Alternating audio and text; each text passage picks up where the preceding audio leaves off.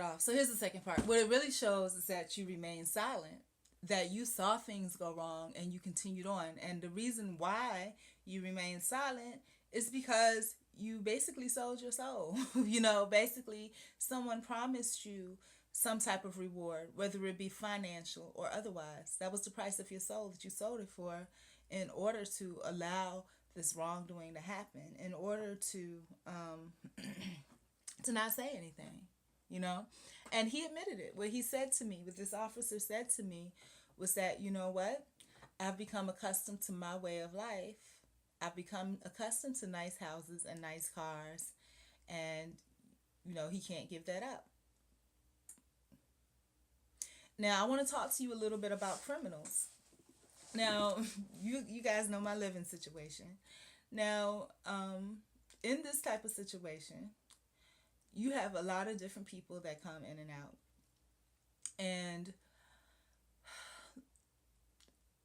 and these people, regardless, these people have seen some things in their lives, or they've lived lives that have been arbitrary.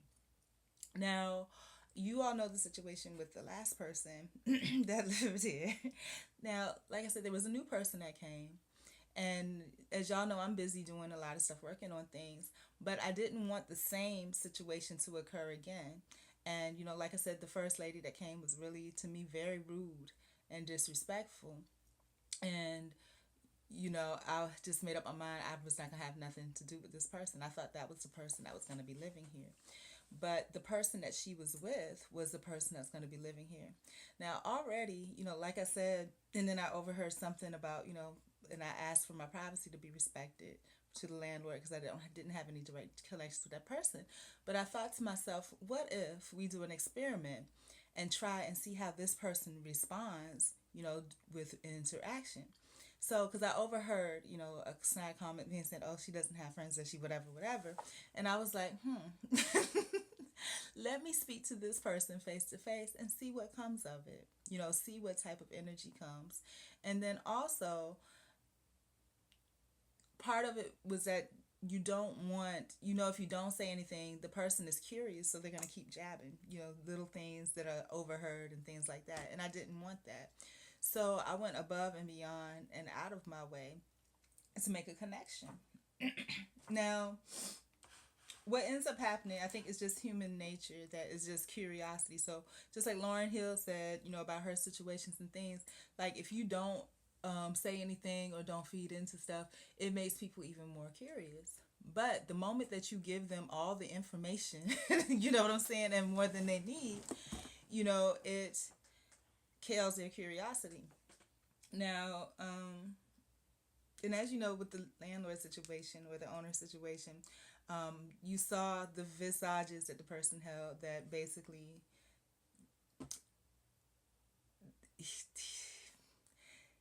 no honesty. It doesn't give two parts either way. It's about self-protection and self-preservation, and whatever's easier is what they're going to do. And that's what this culture and this society has become based on. Now, since there was some space in between the time that the old person left, and the new person came, it gave like a cleansing period where it to air out. But there's still an understanding and knowledge that this is who that person is. Now, when this new person came, as I started to speak with this person, I learned a lot of things. Again, criminals, people, and I'm gonna tell you, this person, I have more of an affinity towards them because they're natural like me, brown like me, and they seem to be well spoken, and those are things, and put at least they put on a facade of being mannered. Now, the person that they came with, they said there was their mother. Now, being in the situations that I've been in, I know, like, and understand things. People don't always be honest and tell the truth. I'm gonna tell you what I know, and then I'm gonna tell you what I feel.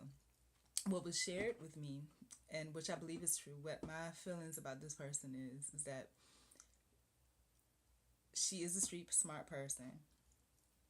She has been in homeless situations before.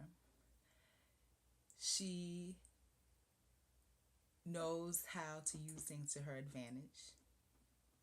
She's a decent person, but she can't be sneaky. Now, she has a boyfriend that is in jail and is, apparently in and out of jail. She's only known him for a few months. And she met him like online or something. And when I saw this woman and I took a closer look, and that's what I'm saying about marketing and things like that. Her smile and everything from the top up, distracts you from everything else. But I saw that there were marks all over her skin, and I'm like,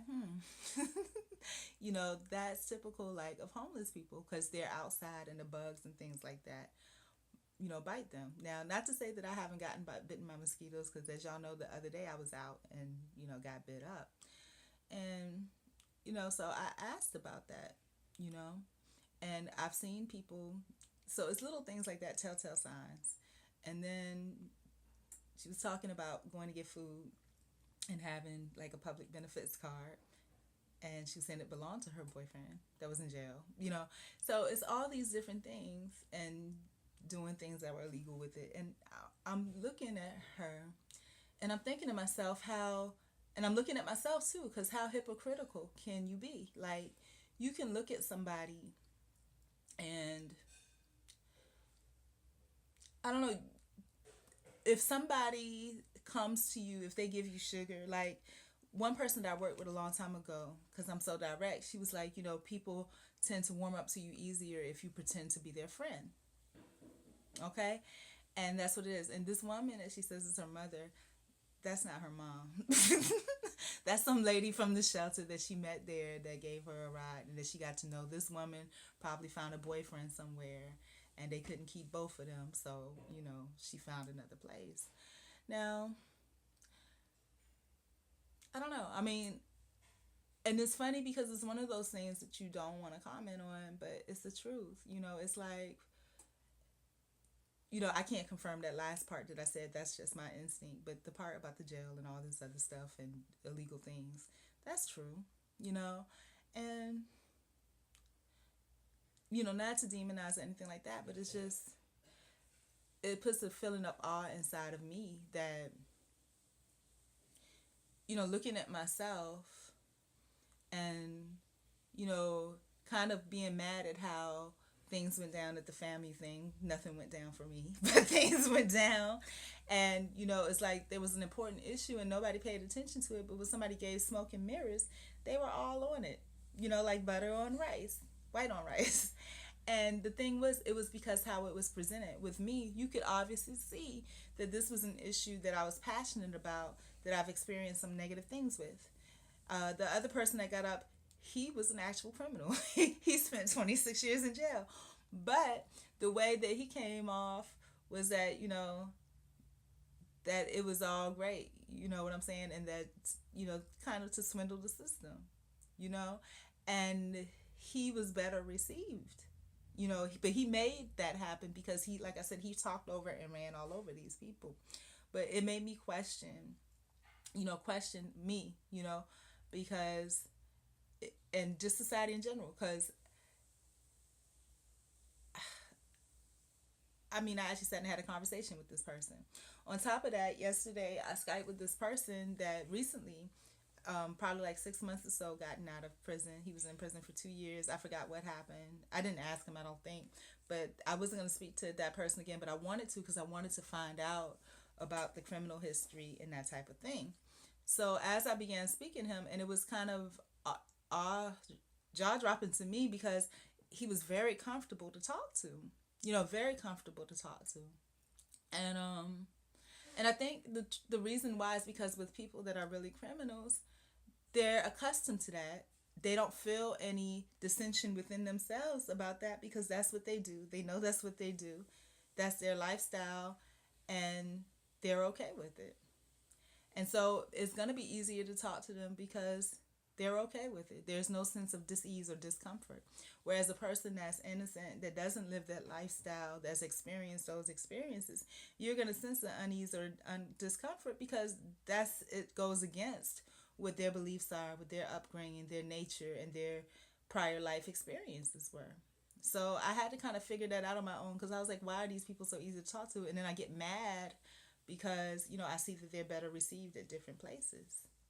And the truth about it is because people, the general population, are not self aware and aware of who they are. So they don't realize it, but that's what they're doing. They're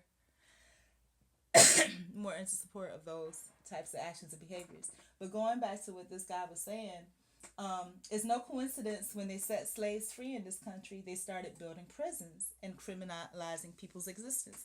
That goes back to what I was saying about the Officer Friendly program. As you know, slavery hadn't ended and Jim Crow's laws hadn't ended not that long ago. It was the 1960s. Okay, and in the 1960s, that's when Martin Luther King and the civil rights, and that's not long before I was born, and all that stuff happened. Okay, and so because all that happened, it was televised. It had gotten so bad that even white people were just like, "Hey, that's wrong. You can't do that." And so when they saw that it was getting people mad, the white people with power, and it had an effect of possibly affecting the pockets of the people that were in the higher ups in the government system. That's when they said, okay, we better straighten up or pretend to, and that's how the Officer Friendly program got started. And then, like I said, in order to legalize this bad treatment of people that were considered to be the underclass, like he was saying, they set the slaves free in the country and they started building prisons and criminalizing people's existence.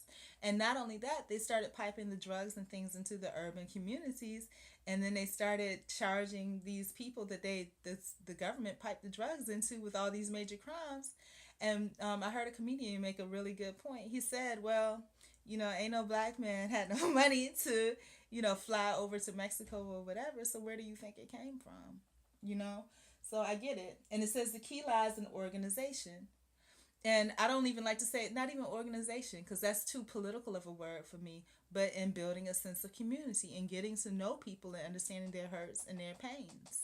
And getting to know yourself using the spirit of discernment, because I think that's a lot of the fear that people have. I remember when I worked at the bank in Atlanta, one of the vice presidents said to me, "Oh, she donates money to the Rainbow House." And I was like, well, there's a bunch of homeless people right outside. Why don't you just go outside and take them one to lunch one day and get to know somebody? Oh, that's dangerous. That's what they want you to believe. And that's what they say about criminals. I remember hearing someone saying, oh, such and such is a fugitive. I'm looking around like, who is a fugitive? Because when I think about fugitive, I'm thinking about somebody running in the woods and somebody to be scared of. And I was like, lo and behold, they're talking about, you know? So, I mean, it's just, a play on words to get people scared. And I'm going to encourage you to this, the thing that you are afraid of most, that is what you need to do. That's what you need to address. What media puts out there is propaganda to say, stay away from, be scared of it, be afraid of it.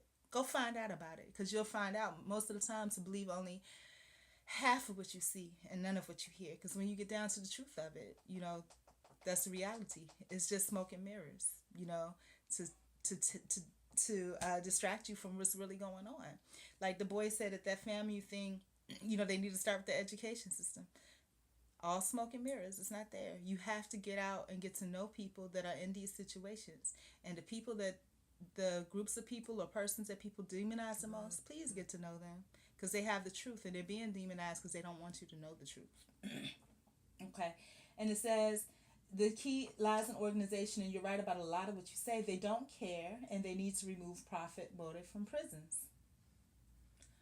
What I'd like to see happen is the NAACP, Black Lives Matter, the NOI, and other organizations, along with the ex-con advocacy groups, organize and lobby the powers that be to reform this system. But I'm going to do a part 3 because this is too long. I don't know. But let me see. But organization only goes so far. We need money to combat this evil for-profit prison system. And I'm going to say this. I'm going to break down what he said, because there's different things that are brought about by the different portions that he talked about. He says what he'd like to see is the NAACP, Black Lives Matter, the NOI, and other organizations, along with ex-con advocacy groups, organize and lobby the powers that be. I'm going to tell you something. These groups, once groups like this get a big name, they become corrupt. He was talking about the organization only goes so far, but we need money, and they're corrupted by the money.